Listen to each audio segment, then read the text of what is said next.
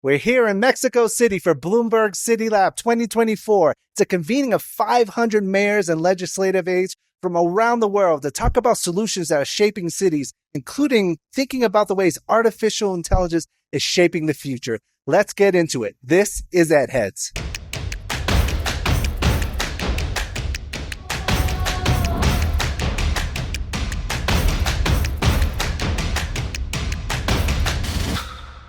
We're in Mexico City for Bloomberg CityLab 2024, an exciting gathering of mayors, policymakers, and government officials from around the world. Discussions are going to center on innovative policies and technology shaping cities globally. The atmosphere here is absolutely electric, and I spoke with Kathleen Carlson from Bloomberg Philanthropies, who shared her hopes for the event and insights into the most anticipated sessions. I'm Kathleen Carlson from Bloomberg Philanthropies. What are you hoping to get from this convening of all these amazing leaders? The beauty of an event like CityLab is we have 600 incredible practitioners here who specialize in a variety of things, whether it's education, AI. We have mayors here. We have chief innovation officers here. We have people who are focused on education, as I said. So for me, it's the power, the amplification of all of these incredible ideas that can inspire, and we can replicate the things that are working and also learn about the things that didn't work and how did you come back from that? So it's the people I'm most excited about. Listening to global leaders discuss challenges they face and the innovative solutions they're implementing has been powerful. My name is Jared Nicholson, and I am the mayor of Lynn. What are you curious about? What are you hoping to get out of this convening? Well, it's a wonderful opportunity to connect with colleagues from all over the world, really, about what they're working with and trying to figure out. And you'd be surprised at how much we have in common across geography in terms of what cities are wrestling with. So I know an interesting topic of this convening is thinking about emerging technologies like artificial intelligence and how that's shaping the future of economies and cities. Do you have a take on that, or is there something you're hoping to learn or you're curious about in that topic? Well, one of the things I'm curious about, and I think relevant for this conversation, is that our district and our current superintendent is really thinking about how to get more technology in the classroom, particularly in the early years. And artificial intelligence offers, I think, some opportunities there, and interested in learning more how about other communities are doing that. Today, over half of the world's population, a staggering 56%, resides in cities. And by 2050, that number may rise to nearly 70%. So as urban populations grow, addressing city needs offers a unique leverage point to tackling pressing global challenges. I'm Dartanion Williams. I come from the city of Baltimore. Brand new to the government, so I'm still sort of evaluating some of the internal challenges, but I do have a big plan for how we want to create the infrastructure to embrace data, embrace modern technologies, adopt AI, et cetera, in the city. And I think many of the things that we've learned during this conference will go a long way to contributing toward that. So AI has been a big topic in education. So how are you thinking about AI in the city of Baltimore? Part of government's responsibility is to create easy and user-friendly ways for the citizens and the public to interact with city services. This is one of the best times to work in local government because there are tools like large language models, like deployment infrastructure that allow for you to either create, experiment with, deploy creative ways to create that bridge. I was inspired by remarks from Mexico City's mayor, Clara Brugada, leader of the largest city in North America. She outlined audacious plans to create infrastructure for childcare, recreation, and what she considers community-centered modernization. In addition, Clara and Mike Bloomberg shared enthusiasm for the historic election of Claudia Sheinbaum, Mexico's first female president, a landmark moment for the country. It's great to be here in Mexico City for our 11th Bloomberg CityLab Summit. And a big thank you to Mayor Brugada for hosting us and for all the good work that she has been doing. Mexico City is also a great example of the spirit of urban innovation that lies at the heart of CityLab. And a lot of that credit goes to the former mayor and now the president of Mexico, Claudia Sheinbaum. I was lucky enough to meet with her since I've been in town, and if she's half as successful as being president as she was as being mayor, this will be great news for the people of Mexico and for its neighbors. And to her leadership, Mexico City has become one of the Western Hemisphere's digital capitals. And Bloomberg Philanthropies has been glad to support her, and we look forward to continuing to work with her and her team in the years ahead. Topics covered here are vast, touching on homelessness, food insecurity, climate change, transportation, healthcare, city gentrification. We're also seeing how emerging technologies like AI are helping cities modernize government functions and streamline services. So many of you might be wondering, why is an education podcast even covering something like this? And honestly, it's because the pursuit of educational equity is deeply intertwined with the broader social, economic, and environmental challenges facing cities, right? Educational outcomes don't exist in a vacuum. Factors like safety and crime and community well-being play a pivotal role in shaping opportunities for students.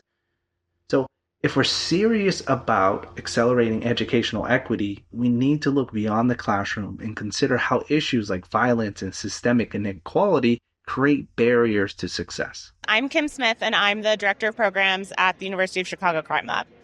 Tell us a little bit more about some of the projects and initiatives you've been working on. So I've worked on a lot of different projects over the years. I've been at Crime Lab for about 8 years.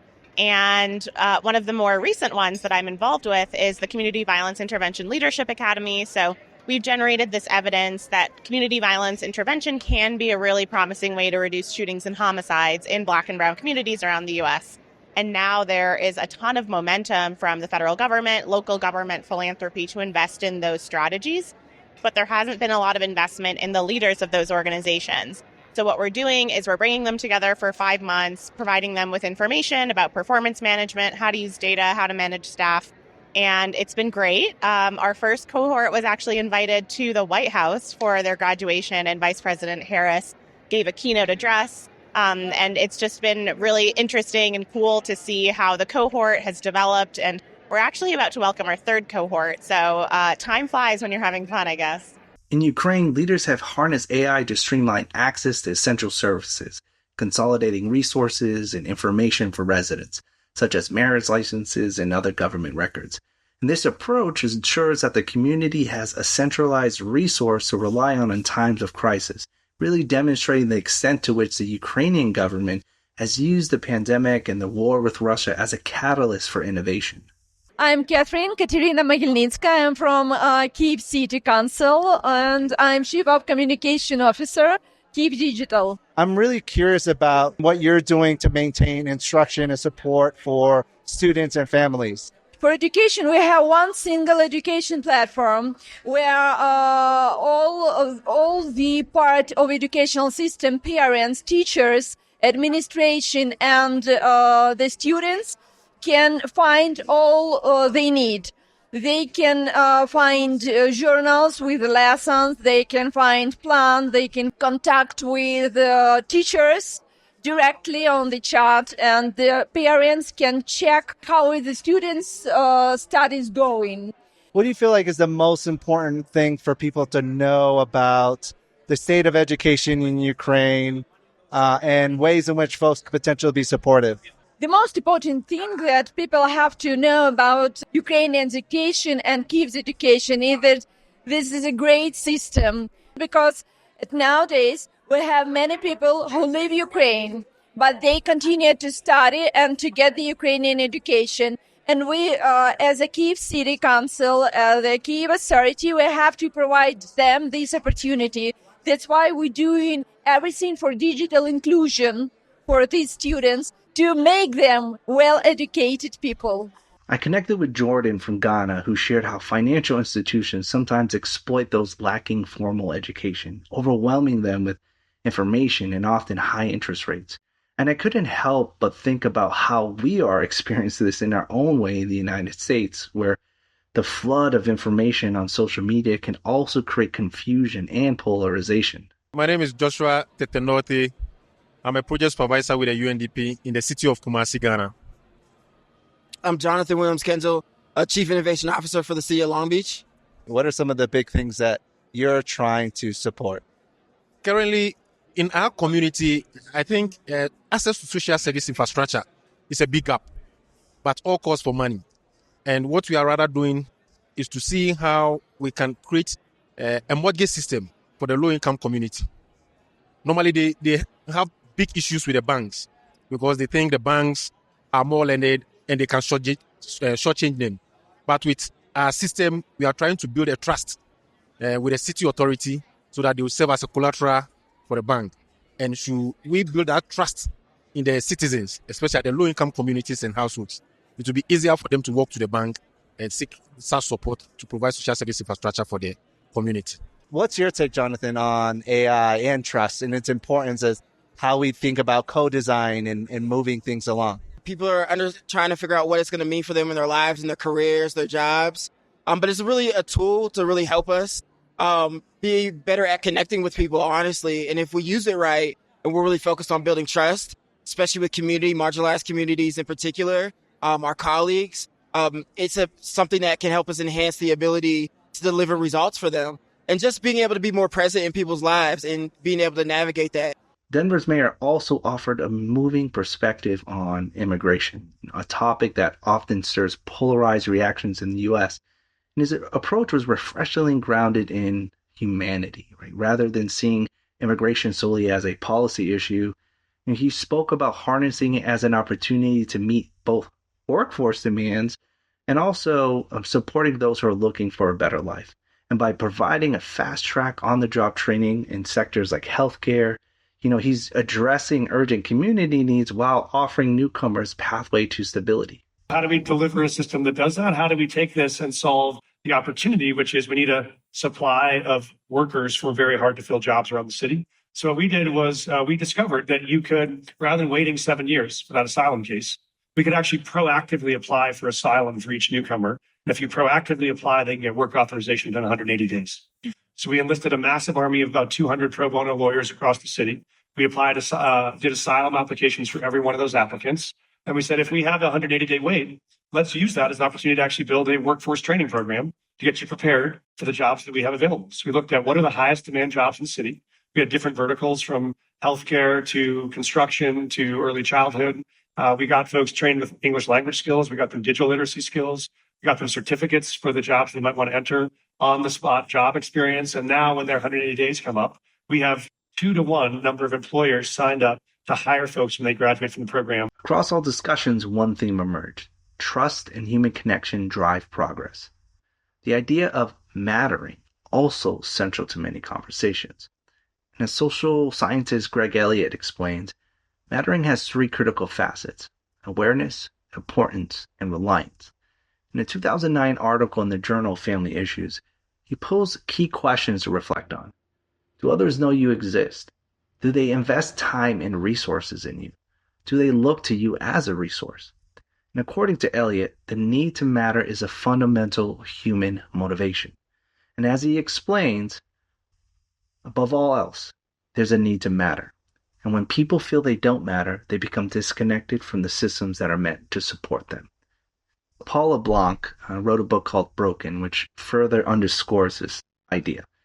He goes on to say, when systems fail the people they are meant to serve, it's almost always because of a failure of human values more than any inherent attribute of the system. So too often, systems like public education, healthcare, and social services fail people by making them feel like they don't matter. A child who wakes up in a house without heat or no one to make them breakfast or greet them when they return home won't feel like they matter to their family. Similarly, students in overcrowded classrooms with few resources and disconnected teachers won't feel like they matter to their schools. And if they walk home through dirty, unsafe streets, they might not feel like they matter to their city either. So this focus on human connection is a crucial reminder of the importance of treating individuals with dignity, respect, especially in moments of crisis and transition. I couldn't help but feel deeply moved as I reflected on the vast lands of Mexico City.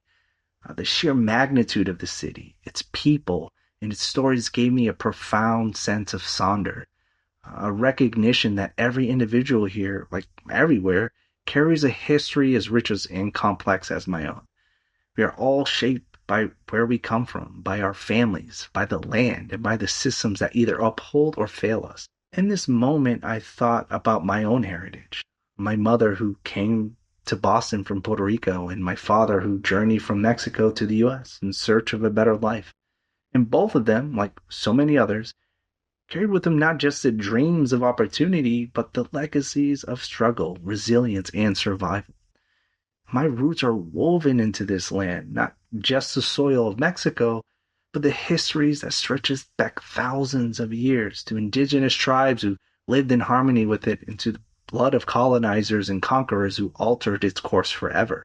Standing here, I'm reminded that we're all part of this continuum, a history of power, displacement, and endurance. And how we treat people matters. In the face of systems that have dehumanized and overlooked us, there's something undeniably powerful about being seen and about mattering. It is our responsibility to ensure that those around us, those we lead, those in our cities, and those across the world feel like they matter. And we must recognize the depth of their stories, their value, their humanity, to build systems that reflect that recognition.